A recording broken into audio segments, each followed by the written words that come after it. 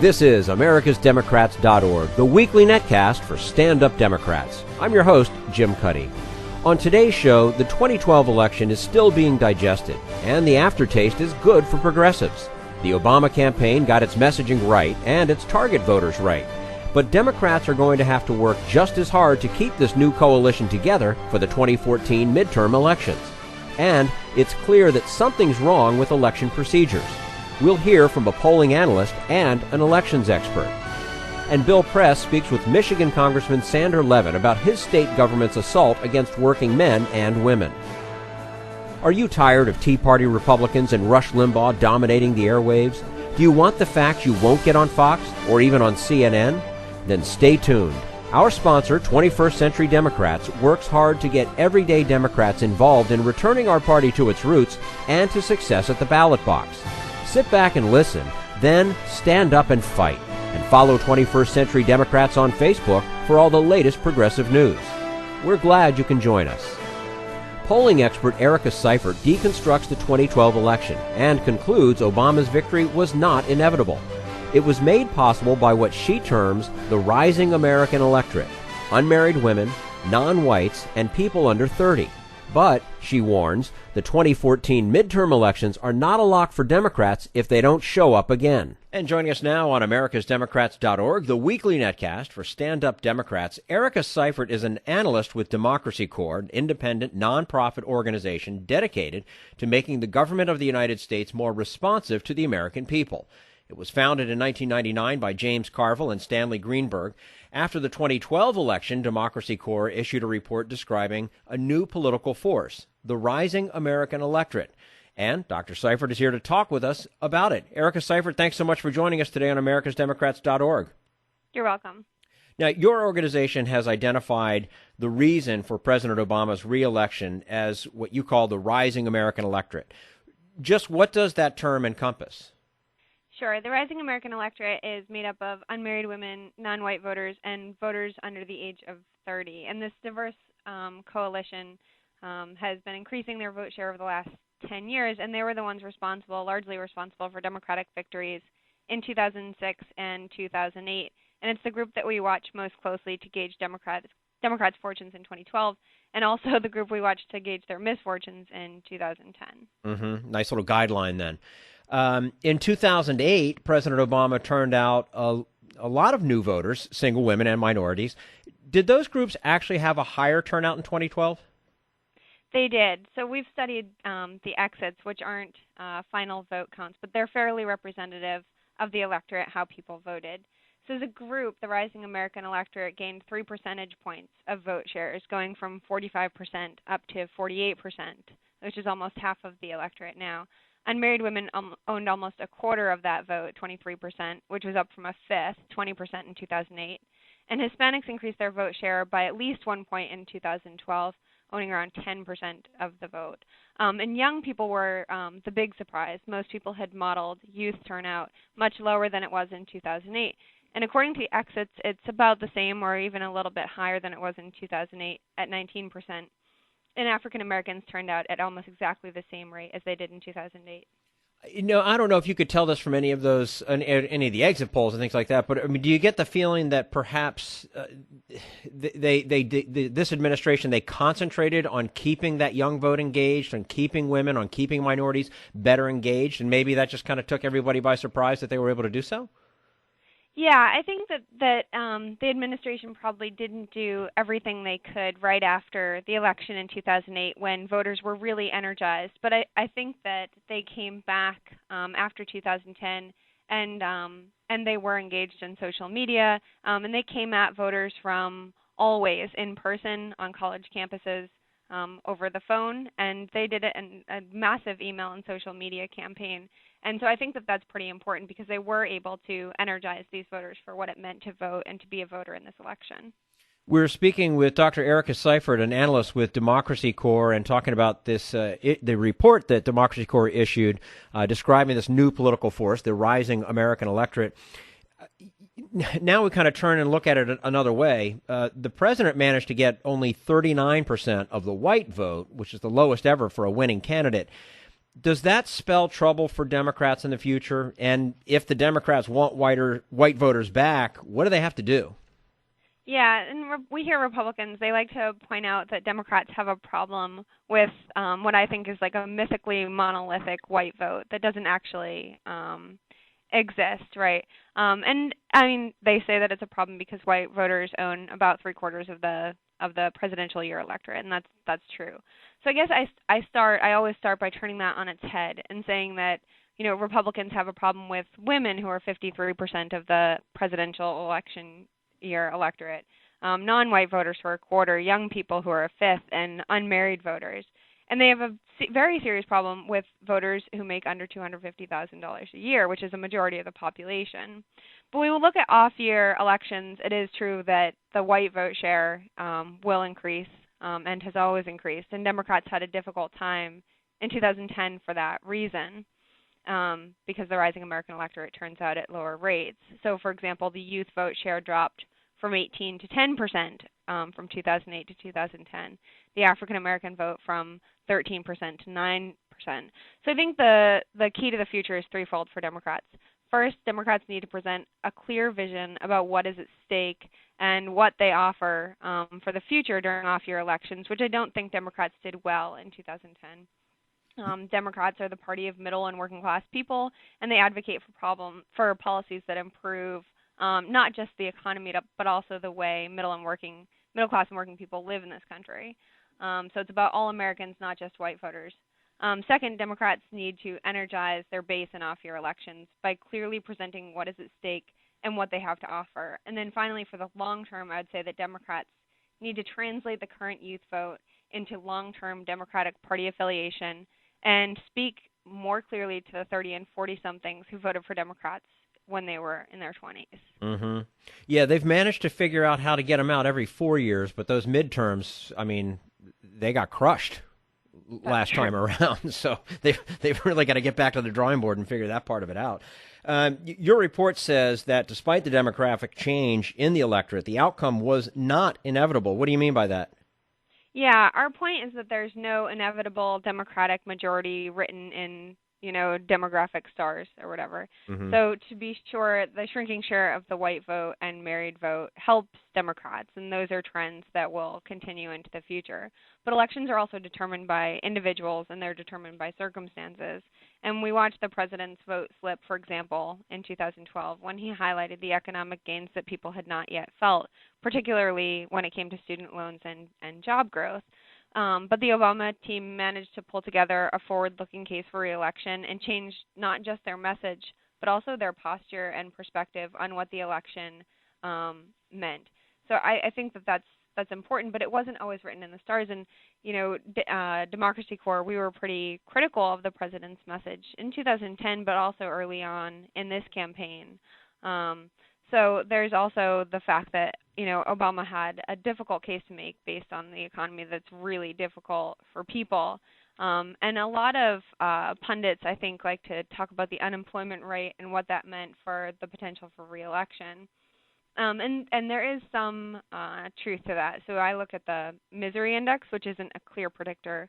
But if you look at the misery index historically, for winners, the misery index, is the combination of unemployment and inflation. Mm-hmm. For winners, it has typically been under 10% on Election Day and above that for losers. And on Election Day, President Obama's economy had a misery index of about 12%. And that's about 2 points worse than it was for George H.W. Bush in 92. And the only two that were worse were Carter in 1980 and Ford in 76.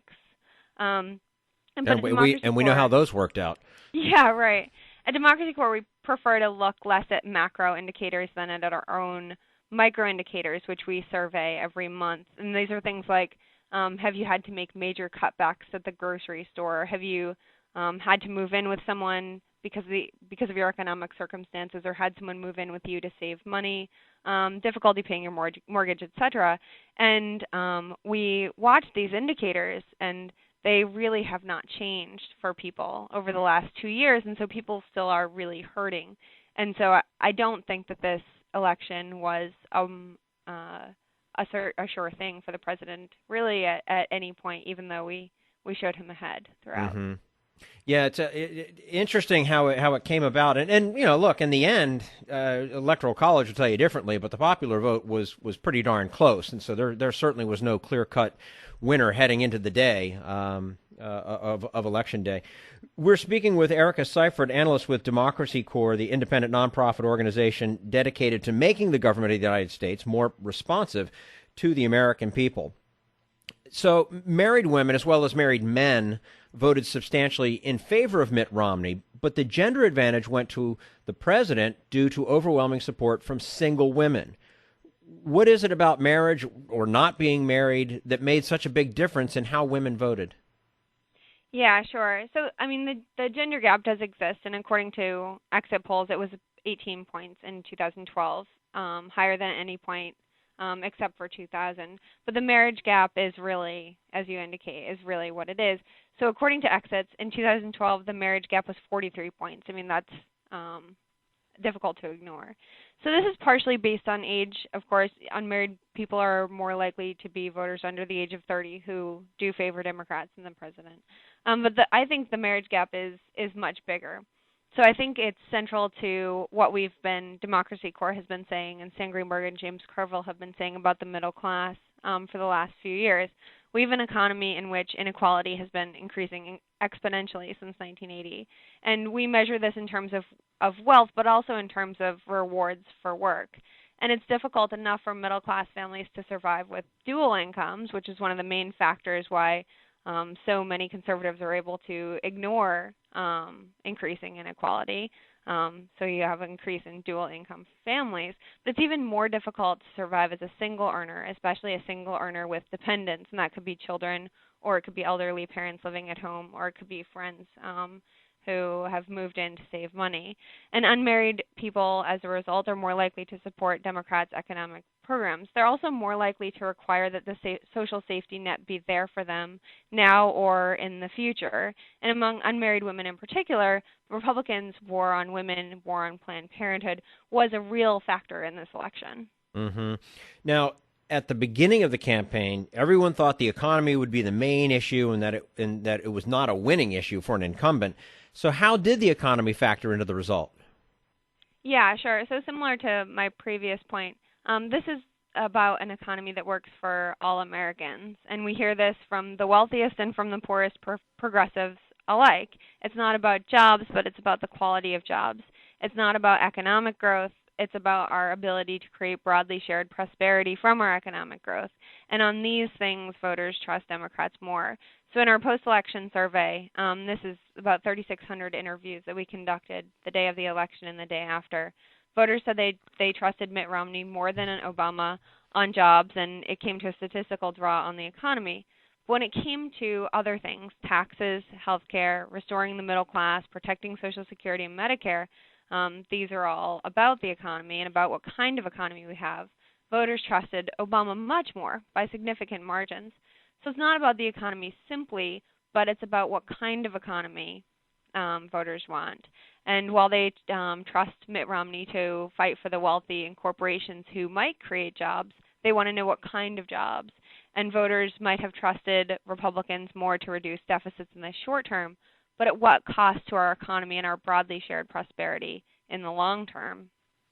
Well, why do you think the Romney campaign missed on this? Because it seems like a lot of this would have been obvious if you're doing your due diligence, and it seems like the Obama campaign did, in fact, look into a lot of these factors and get the, you know, they, as you said earlier, they finally got the messaging right, you know, there towards the end, better, of course, than they had over the previous couple of years. Yeah, I mean, I think that the Romney campaign showed glimpses of getting this in the first debate. Mitt Romney talked a great deal about the middle class, not merely in platitudes, but also in terms of policy. But I think ultimately the Republicans chose to not dig deeper, right? They thought that the economy they thought that it could be jobs and jobs simply. They thought that it was the economy and the economy stupid. Mm-hmm. But not what contributes to our long-term economic growth. And people, I mean, no one misses that this is a long-term problem, not a problem of the last 4 years, but instead Republicans thought that they could ask the question, are you better off now than you were 4 years ago? Whereas a lot of Americans are looking and saying, am I better off now than I was 40 years ago? Right. Well, it's funny that both campaigns used that a couple different times throughout. It was kind of interesting to see that they were both kind of attacking with the same message, from different ends of it, of course. Erica Seifert is an analyst with Democracy Corps, an independent nonprofit organization dedicated to making the government of the United States more responsive to the American people. Dr. Seifert, we appreciate your time with us today on americasdemocrats.org. We look forward to speaking with you again soon. Thank you. This is americasdemocrats.org, the weekly netcast for stand-up Democrats.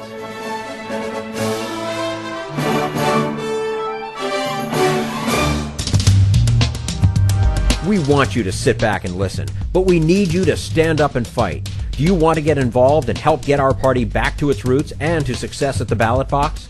You can make your contribution to Democrats for America's Future and help us keep this show going and to elect Democrats who will stand up for democratic principles. Go to americasdemocrats.org and click on Donate at the top of the page. This is americasdemocrats.org, the weekly netcast for stand-up Democrats. Elections analyst David Becker says there's no evidence of voter fraud, but old-fashioned forms, failure to update voter rolls, and lack of resources are responsible for millions of inaccurate registration records.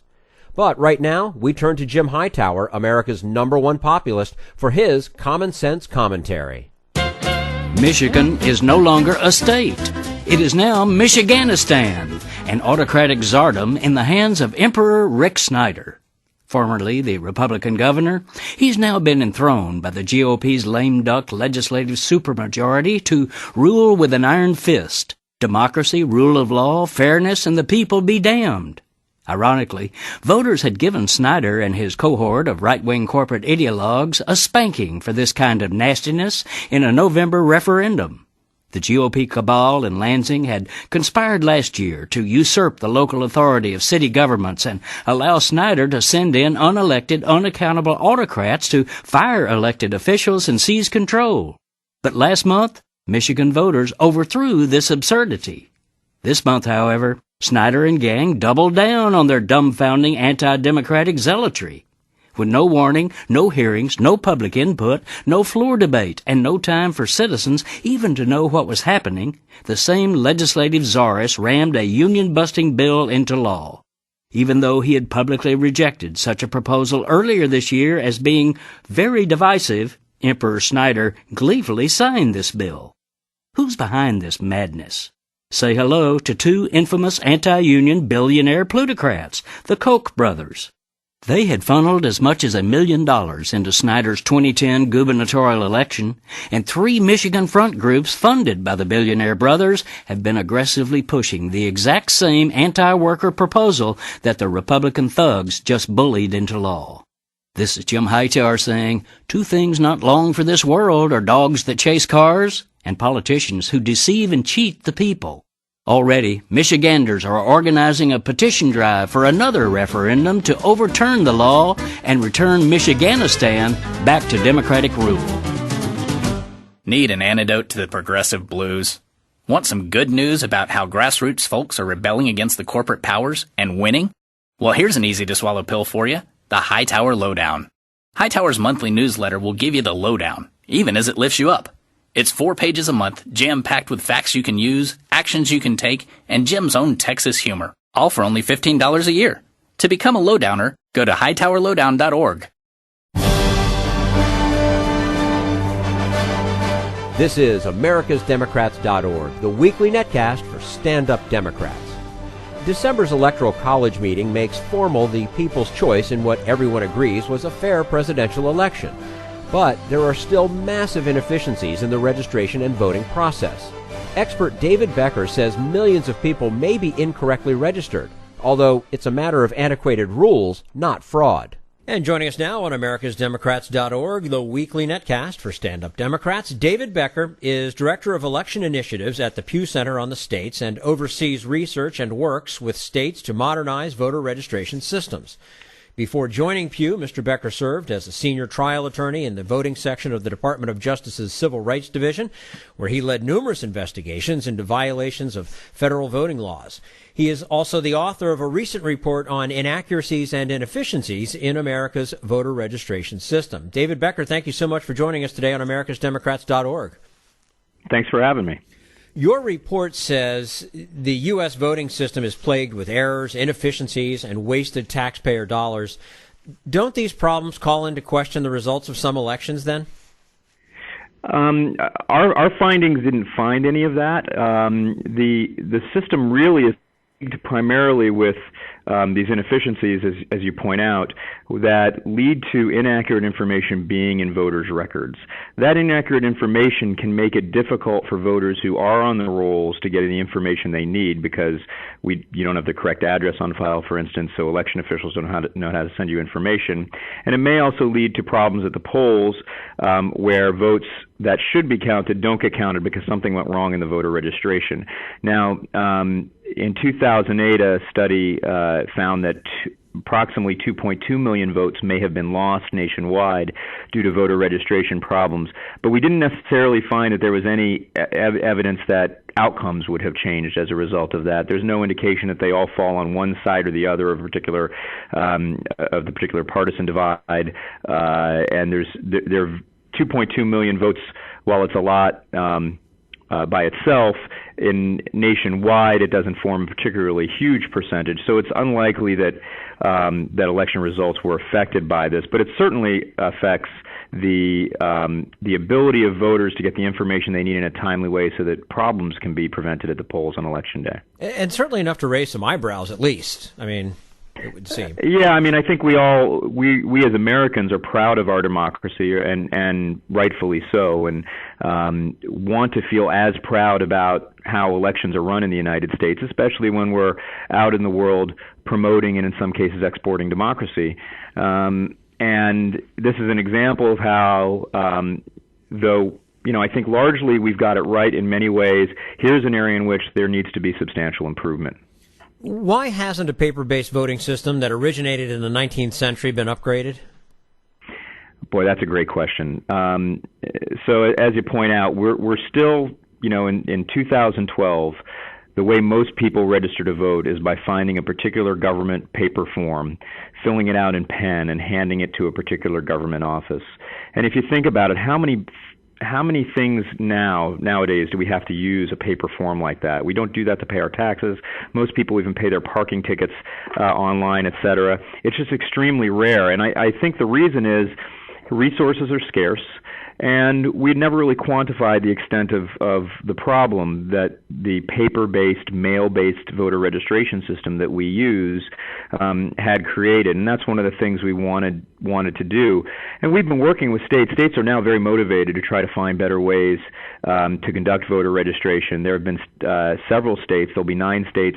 Actually, there are 9 states currently and about a dozen states by the time the November election rolls around that have online registration to allow someone to fully complete a voter registration entirely over the internet in a secure way so that they no longer have to find that paper form, fill it out in pen, have someone try to decipher their handwriting and enter it into a database before Election Day. You would think that after the 2000 election, it would have been expedited a little more quickly.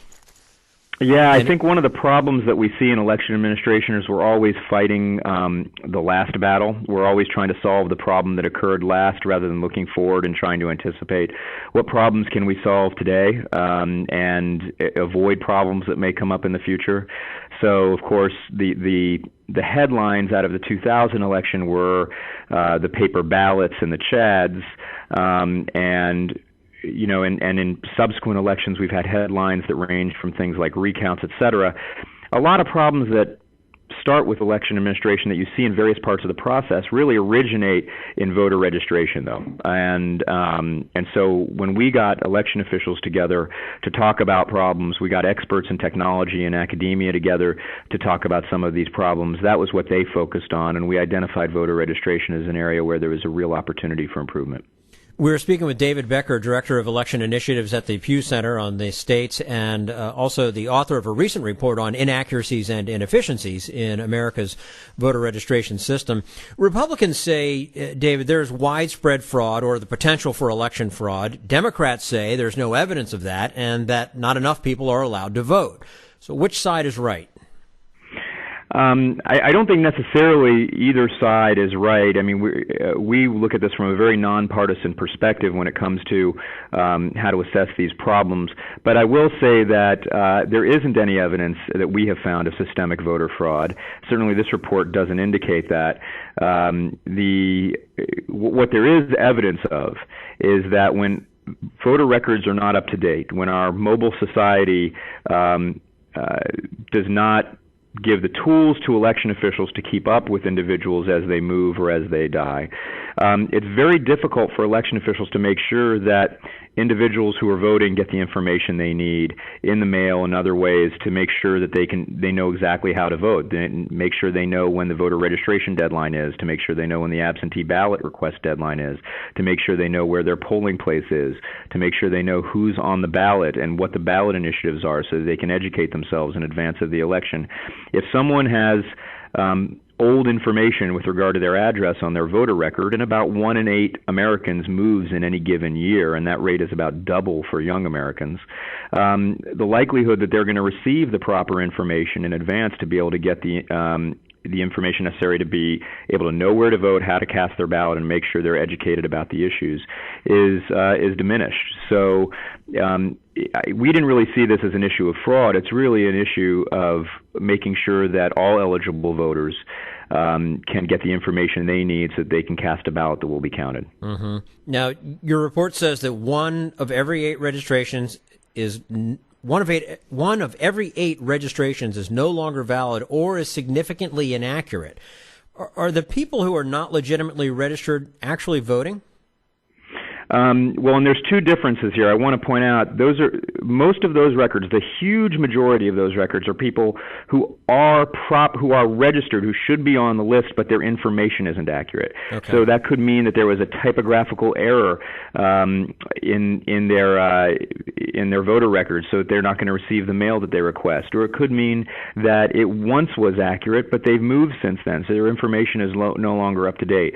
We didn't find any evidence of people who were gaming the system to try to get on the rolls and who weren't eligible to vote, and certainly found no evidence of illegal votes being cast by individuals who shouldn't have cast them. You might be aware of the recent study down in South Carolina where there were allegations that over 900 dead people had voted. The election officials down in South Carolina, highly professional, asked the Attorney General there for all of the names of the alleged dead voters, and when they received approximately 200 or so of those names, and they could not find one single voter who was dead and had voted illegally. I mean, everyone was alive, and there was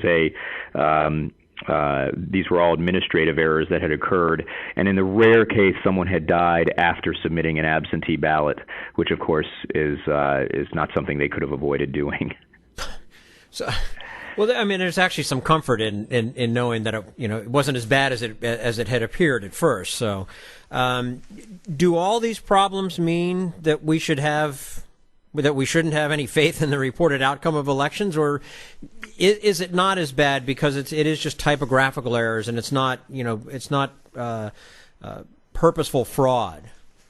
Like I said, we found no evidence this is affecting the outcomes of elections. So I think people in America should feel fairly secure that our election officials, who, for the most part, are a highly professional group and who really try to do the best they can. And in most cases, we have transparent systems that can be reviewed to make sure that the outcomes, as reported, are proper. I think Americans should feel confident in that, and I think they should also feel good about themselves in another sense. It's very clear to me, having studied this issue as long as I have, that voters in the United States and election officials take our democracy very seriously. I believe there's very little evidence that individuals are trying to game the system to cast an additional ballot. They tend to take their democratic responsibilities in the United States very seriously. They try to follow the rules to the best of their ability, but the problem is the system doesn't always make it easy for them to do so. And so what this was really about was, how can we create a system that better serves taxpayers and voters so that those who have done what they needed to do to get onto the voter list in the first place get the information they're supposed to get, and those who are eligible to vote but aren't yet on the list have a convenient way for getting onto the list with their accurate information in the first place. Again, we're speaking with David Becker, Director of Election Initiatives at the Pew Center on the States, who oversees research and works with states to modernize voter registration systems. So how would you modernize the system, and would modernized registration and voting procedures actually have made a difference in the disputed 2000 presidential election? The second part of that question is almost impossible to answer. I don't know if any particular change with voter registration would have made a difference in 2000. I think very clearly partisanship on both sides affected what people wanted. One of the things we often see in these areas is that people who are most invested in partisan outcomes will seek the outcome that they think benefits them in a partisan way. There's nothing inherently wrong with that. You would hope that there would still be inherent fairness, but clearly there were big issues that came out of that 2000 election. But what we've seen is that modern technology, and especially technology that's come about since 2000 in the field of data matching and data storage and data collection, now affords us the opportunity to give election officials the same tools that many companies in the private sector have, which is the ability to better track people as they move, so that election officials can identify when they think someone has moved, try to reach out to them to confirm that information so that they can contact them in the most efficient way possible, and make sure they're not sending mail to places where the voter no longer resides, and make sure the voters get the right information.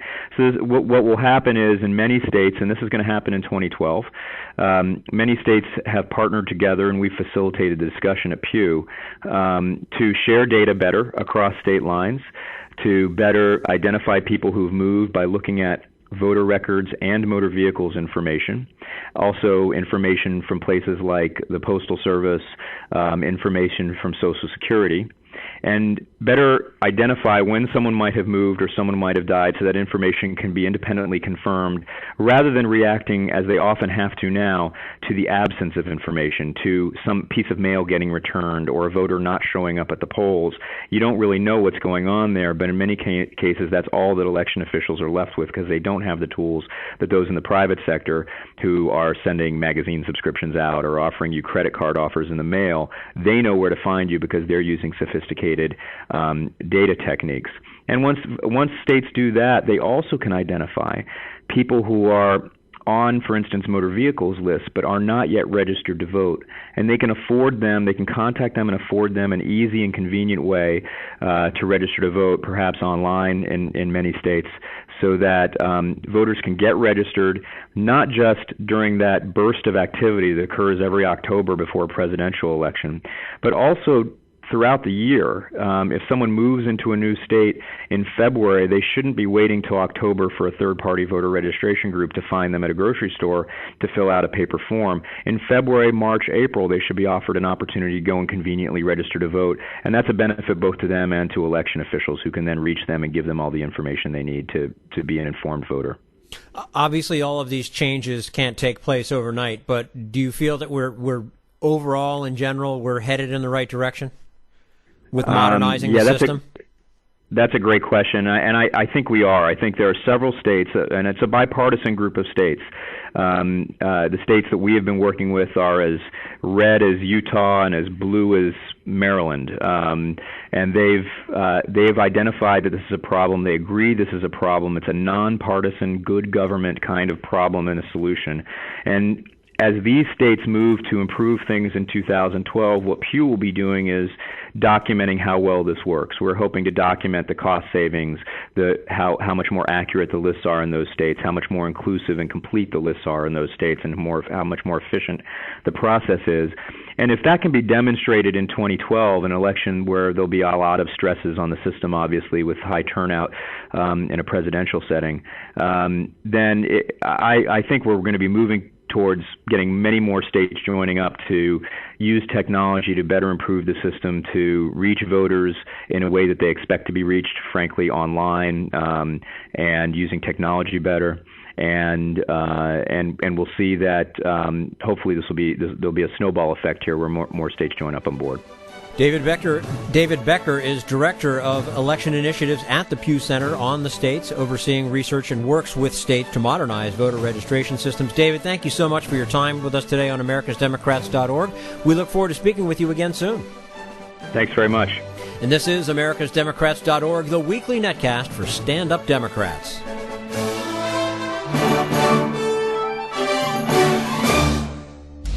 We want you to sit back and listen, but we need you to stand up and fight.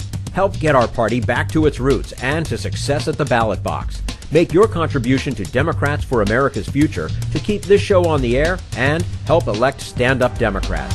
Go to americasdemocrats.org and click on Donate at the top of the page. This is americasdemocrats.org, the weekly netcast for stand-up Democrats. And now, Bill Press and his guest, Congressman Sander Levin. So blessed to have in studio with us two good friends from the state of Michigan, Congressman Sandy Levin. Congressman, great to see you. Welcome back. Nice to see you again. Thank you. I think last time we were together in Charlotte at the convention. We were. Indeed. It was a good party down there. It was good for America. Exactly. And Bob Cusack is a managing editor of The Hill, my favorite newspaper here in Washington, D.C. And in fact, I even contribute to it once in a while. Yes, you do. Maybe I have a conflict of interest in praising it. But hey, Bob, good to see you, too. Good to see you. Michigan. I saw you, Congressman, a photo of you greeting President, if I'm correct, greeting President Obama when he arrived in Michigan earlier in the week. I saw him later. That was my brother.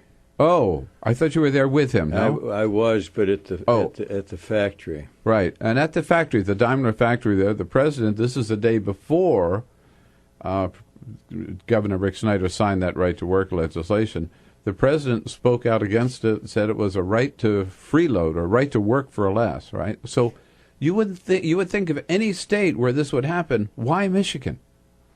Because the radical right essentially has taken over the Republican Party. You know, not to take too long, but I do tell the story.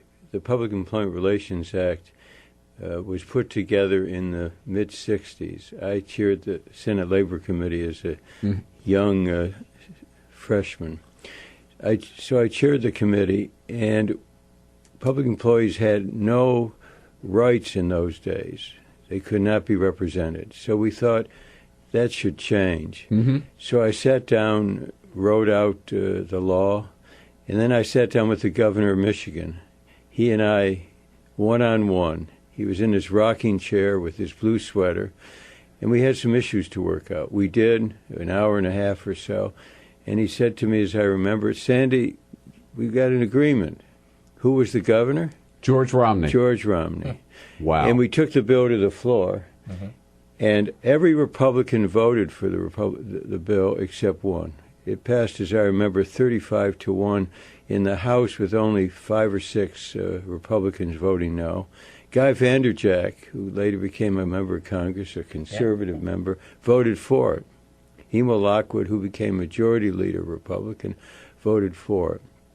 And so essentially Rick Snyder has thrown aside the tradition in Michigan of having Republicans who can sit down with Democrats and work out issues. Instead, there's been a right-wing turn, very right-wing, and Snyder decided to join the right-wing crowd. Well, and when he ran for office, he portrayed himself and presented himself as just the opposite, as I recall. I mean, he was a man who said he didn't want that divisive stuff that was going on in Wisconsin and Ohio. There was a phrase like forward positive thinking or something like that that he talked about, right? And what was that, just a lie? Well, we'll see. But I don't know what he believed. He said it wasn't on his agenda. Yes. It wasn't on his agenda. Then all of a sudden, it's at the top of his agenda. And so instead of a united Michigan, and he talked that way, he now presides over a bitterly divided Michigan. Bitterly divided. Do you think these Snyder and the Republicans who voted for it are going to pay a price? He said, let's move on. Let's get this behind us. That's what Snyder says. That's what Snyder said. No, it's smack in front of Michigan. And it's going to, talk to any CEO of the big three. Ask them about labor management relations. The sad part of this is when you don't give workers a voice, it creates dissension within. There's no voice to talk to management. And progressive managers, like the big three, they say, look, we in the last 10, 15 years have developed a really strong positive relationship between labor and management. Just walk into any plant, like the Daimler Chrysler. It's not Daimler Chrysler anymore. Right. It's a Daimler plant. Just walk in and talk to the management. In fact, I did talk to management. I talked to labor representatives, and they talk how they've worked together these last years. No, what he's decided to do is, the governor is the opposite. I talked to someone who's a union rep, and he goes down to North Carolina where there's a plant there, a Daimler plant, doing the same work. And it's a right-to-work state. And so they have a T-shirt there, and it says, I ride, you pay. Oh, wow. Yeah. Yeah. The freeloaders. Essentially, free riders. So people don't have to pay a share of the cost of representation. And participating in that is such a good American idea. Isn't that responsibility? Of course. And, if any state exemplifies what can be done when labor and management work together, it's Michigan and the UAW and the big three. As you say, and Rick Snyder just breaking with that tradition. So, Congressman, what happens? And I have to say, for current TV, this would not have happened if our current TV's Jennifer Granholm were still governor of Michigan. Absolutely. Right? No, absolutely. It's such a step backward. It's such a step backward. It goes back 60, 70 years. The National Labor Relations Act essentially said America's better off if workers have a voice. What made the middle class of Michigan? Sure. Yeah. Well, union workers. Where does the union movement go? I mean, this is a big blow for unions. I mean, what should they learn from this going forward so this doesn't happen in other states? Because, as I understand it, right to work laws are in about half the states now. 23 states, now 24. Michigan's 24. Yeah. No, I think it means work harder, though the labor movement has worked hard. What it means, I think, is having a stronger conversation in America about whether we want workers to have a voice in the workplace. And if they don't, what are the consequences? We've had a flattening of income for middle class in this country. It's been dramatic, right? You've talked about it. I'm sure in your paper, which I read every morning the minute I get there. I'm sure you've written about it. You've had a flattening. For most middle-income families, it's been just treading water. And if they don't have a voice in the workplace, they won't get a decent wage. They won't get a decent share of prosperity. They'll begin to have pressure on their pensions. The labor movement helped to build the middle class and give people a chance to have a decent wage, to have health care. When I ran for governor long ago in Macomb County, a very blue-collar place, only 10% of the kids at college age were in higher ed. Now it's 50%.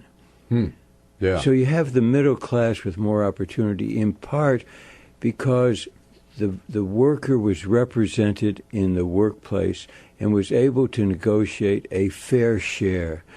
And instead of now having a fair share, you're going to have free riders. Well, Congressman, I talked to three international presidents of labor unions yesterday: Lee Saunders from AFSCME, Jim Hoffa from the Teamsters, and Joseph Nigro from the sheet metal workers. All of them said, they're very angry, outraged, not totally surprised, because they knew that even after Wisconsin and Ohio, things were going to continue. But they're really pissed off, and they want to continue the fight. What are their options in Michigan? Can you put this on the ballot and overturn it, or recall Rick Snyder, or what's being considered? I know it's difficult. Another unfair part of this was that the Republicans put into the bill a phony appropriation provision.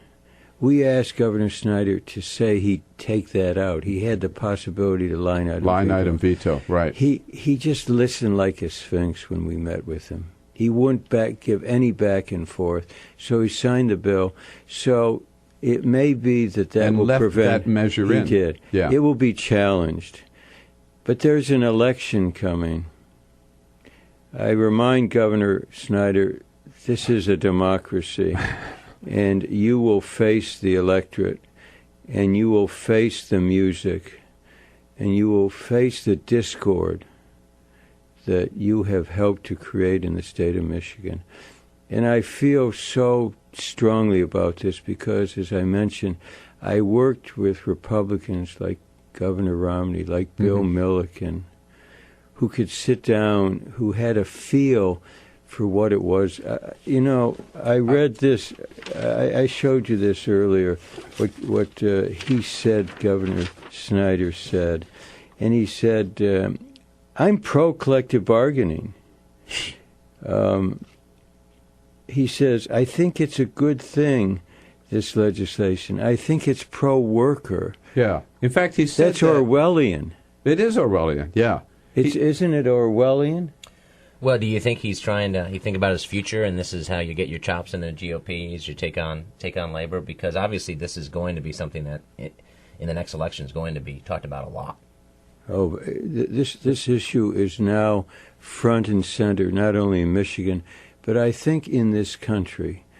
Yep, absolutely. We have to take a break here. Congressman Sandy Levin, representing what's your district? Well, it's number? the 12th until another few days, then it goes to the 9th. Oh, I see. All right. So 12th to 9th, Congressional District in Michigan. Bob Cusack, managing editor of The Hill, and we're talking especially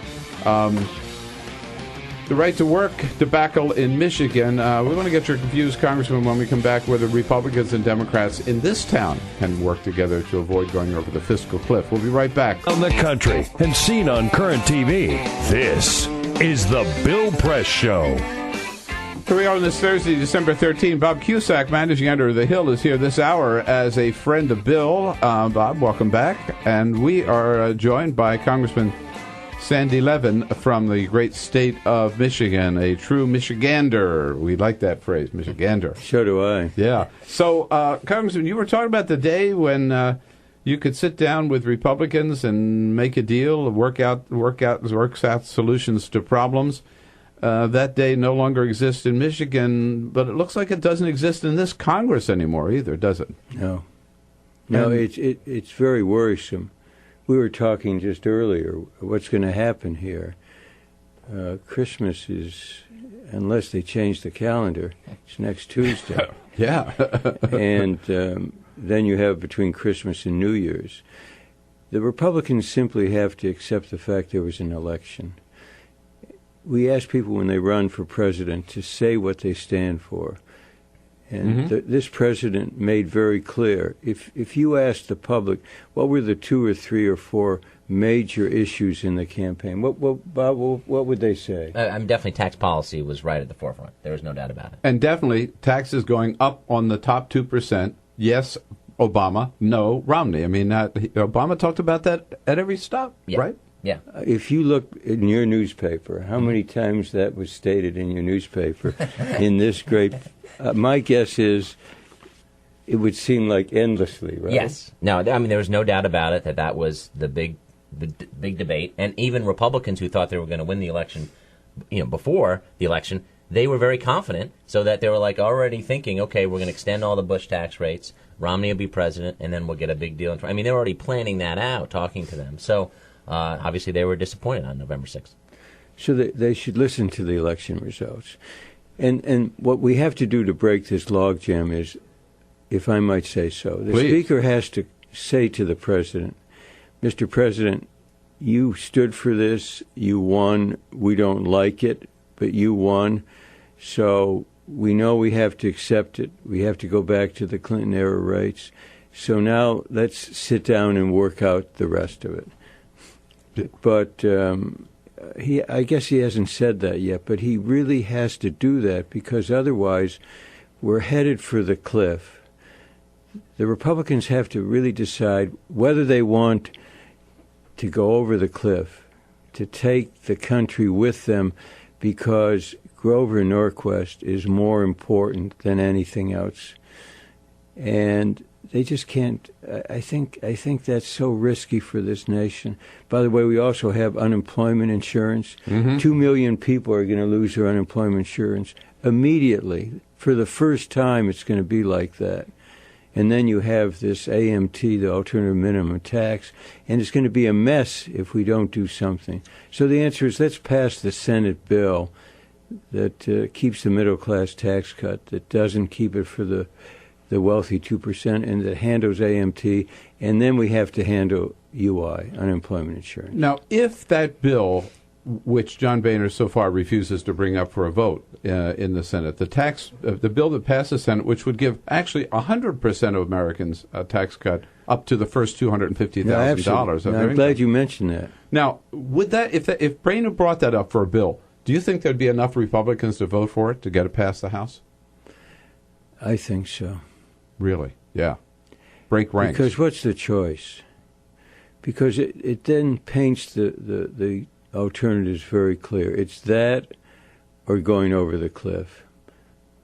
Congressman, do you think that President Obama has to give John Boehner anything, whether it's Medicare means testing, Medicare eligibility age? And obviously Obama has the leverage. What do you think? Yeah, we need a real quick answer here, Congressman. The answer is they need to sit down and talk about what else. I think the president has already proposed some budget cuts. They need to sit down and talk about them. I think the age issue, the Medicare age change, is a very difficult issue, but the president is willing to sit down and talk if the speaker is willing to reach out. That's got to be it. Congressman, good friend, great to see you. Thanks for coming in this morning. That's all for americasdemocrats.org. Thank you to all who made today's show possible. Erica Seifert, David Becker, and the entire Bill Press team. And thank you for listening. If you liked what you heard, please get involved in our efforts to keep this show going and to elect Democrats who are bringing the party back to its roots. Go to americasdemocrats.org and click on Donate at the top of the page. And be sure to find 21st Century Democrats on Facebook. For americasdemocrats.org, I'm your host, Jim Cuddy.